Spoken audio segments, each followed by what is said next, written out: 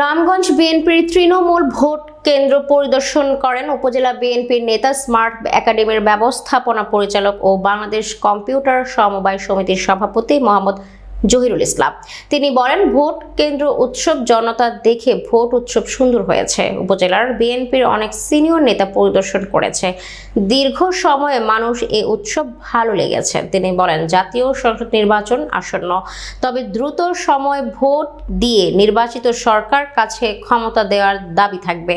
এই আসন হতে অনেক মনোনয়ন চাইবে। আমি যদি না হই, এখানে সিনিয়র যিনি মনোনয়ন পাবেন আমরা তার ভোট করব।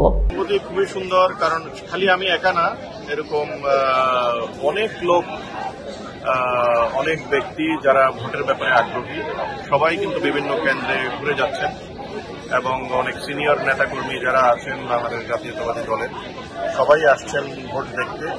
গণতন্ত্রের যে প্র্যাকটিসের যে সৌন্দর্য, সেই সৌন্দর্য অনেকদিন থেকে দেখা হচ্ছে না, সেজন্য সবাই ভোট থেকে আসলে অনেক দূরে ছিল এবং স্বতঃস্ফূর্তভাবে শান্তিপূর্ণ পরিবেশে, উৎসবমুখর পরিবেশে ভোট দেওয়া থেকে কিন্তু বঞ্চিত ছিল।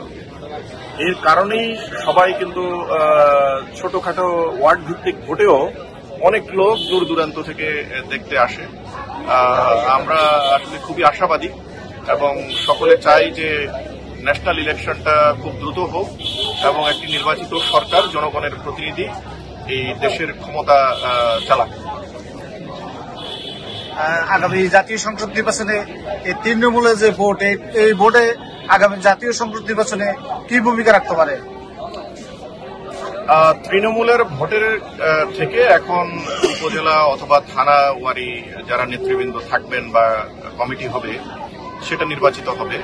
তো একটি দলের একটা লিডার্স মেকিং প্রসেস থাকে, সেই প্রসেসের মধ্য থেকে কিন্তু এখন এই তৃণমূলের ভোটটা শুরু হয়েছে। এটা নিশ্চয়ই একটা ফাইন টিউন হবে। আর বাংলাদেশ জাতীয়তাবাদী দল অনেক অ্যাক্টিভ একটি দল এবং অনেক পপুলার দল, তো সেখানে লিডারশিপ মেকিং প্রসেসও সুন্দর করে প্র্যাকটিস করা দরকার, যেটা আমাদের ভারপ্রাপ্ত চেয়ারম্যান সাহেবের নির্দেশে অলরেডি শুরু হয়েছে। এতে ফিউচারে কে জনগণের নেতা হবে, এইটা আসলে খুব ভালোভাবে তৃণমূল থেকে উঠে আসবে। তৃণমূলে যাদের পপুলারিটি এবং একজন জনগণের নেতা কিন্তু তৃণমূল যেভাবে জানে, সেটা অন্য কেউ কিন্তু সেভাবে জানে না। তো এতে আমার কাছে মনে হয় দলের এই তৃণমূল থেকে পর্যায় থেকে যে সিদ্ধান্তটা আজকে উপরের দিকে যাবে, এতে দলের ফিউচার লিডারশিপের জন্য খুবই ভালো হবে। ভাই, তৃণমূল ভোটটা তো একটা গণতান্ত্রিক প্রক্রিয়া এগিয়েছে, তার মধ্যে যারা বিগত দিনে দলের নেতৃত্ব দিতে গিয়ে মামলার শিকার হচ্ছে এবং ত্যাগী যাদেরকে বলা হয়, এই তৃণমূল ভোটে ত্যাগীরা কি উপকৃত হচ্ছে কি না, আপনারা কি মনে করছেন এই বিষয়ে? দেখুন, একটা দলের মধ্যে বিভিন্ন ধরনেরই নেতৃবৃন্দ থাকেন। অনেকেই মামলা হামলার শিকার হয়েছেন। মামলা হামলার শিকার হননি যারা এক্সিস্টিং দলের নেতৃবৃন্দ ছিলেন, এরকম খুব একটা পাওয়া যাবে না। তো যারাই দলের এই মামলা হামলার শিকার হয়েছেন অথবা অনেক কিছু ত্যাগ তিতিক্ষা সইতে হয়েছে, বাড়ি ঘরে থাকতে পারেনি, ব্যবসা বাণিজ্য করতে পারেনি, কাজকর্ম করতে পারেনি এবং ঠিকমতো বাসায় থাকতে পারেনি, তাদের জন্য তো আসলে আমার কাছে মনে হয় সবাই তৃণমূল থেকে তাদেরকেই বেশি কনসিডার করবে, এটাই স্বাভাবিক। পাশাপাশি দলের নেতৃত্ব দেওয়ার ক্যাপাসিটি যাদের ভালো এবং অনেক কর্মী, অনেক সমর্থক, এমন একটা পর্যায়ে ছিল গত 17 বছর যে অনেক সমর্থক, নেতা না কিন্তু সমর্থকও কিন্তু সে থাকতে পারেনি এলাকার মধ্যে।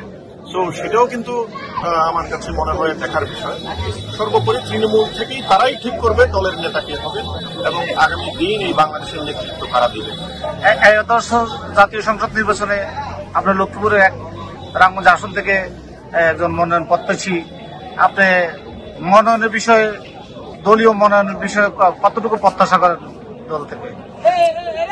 দেখেন, দলের মনোনয়নের বিষয়ে প্রত্যাশা তো যারা চাইবেন সবাই প্রত্যাশা করবে। আমি দলের মনোনয়ন চাইব। রামগঞ্জ থেকে আরো অনেক নেতৃবৃন্দ আছেন, হয়তোবা আমি কাউকে কিন্তু বলবো না যে কেউই কম পারদর্শী নেতৃত্ব দেওয়ার ব্যাপারে, সবাই যোগ্য যারাই চাইবেন। সর্বোপরি তৃণমূল থেকে একটা নেতৃত্ব উঠে আসতেছে, তৃণমূল থেকে যাকে চাইবেন, সর্বোপরি দল যাকে চাইবেন কারণ একটা এলাকার নেতৃত্ব দেওয়ার জন্য লম্বা সময় থেকে একটা দলকে সার্ভিস দিতে পারবে অথবা নেতৃত্ব দিতে পারবে, এইভাবেই দল কিন্তু একজন নেতৃত্ব বেছে নেবে। সো দলের যারা লিডারশিপে আছেন তারা কিন্তু অত্যন্ত অভিজ্ঞ এবং অত্যন্ত দেশপ্রেমিক। সো সেই ক্ষেত্রে তারাই জানবে যে বাংলাদেশের জন্য এবং এই এলাকার জন্য কারা যোগ্য নেতৃত্ব হবে, সেটা তারাই সিলেকশন করবে। আমার পূর্ণ বিশ্বাস আছে তারা যোগ্য নেতৃত্ব সিলেকশন করবে। আমি যদি যোগ্য হই হয়তোবা আমাকে তারা সিলেক্ট করবে, আমি যদি যোগ্য না হই আমার চেয়ে আরো ভালো যোগ্যতা সম্পন্ন লোক সিলেকশন করবে। আমরা সকলেই যাকেই সিলেকশন করে সেটা আমরা ওয়েলকাম করা উচিত এবং আমরা করব। সো এটাই সৌন্দর্য যে অনেক অ্যাপ্লিকেন্ট থাকবে, এর মধ্যে একজনকে নেতৃত্বে দল চুজ করে নেবে। আজকে যেরকম তৃণমূলের একটা ভোট হচ্ছে, এখানে কয়েকজন প্রার্থী আছে, এর মধ্যে তৃণমূল থেকে তারা কিন্তু একজনকে বাছাই করে নিচ্ছে। আপনাকে আমাদের সাংবাদিক পক্ষ থেকে অসংখ্য অসংখ্য ধন্যবাদ। আরেকটা প্রশ্ন করে রাখছিলাম, সেটা হচ্ছে গণতান্ত্রিক প্রক্রিয়া ভোটের মাধ্যমে আসামে জাতীয় সংসদ নির্বাচন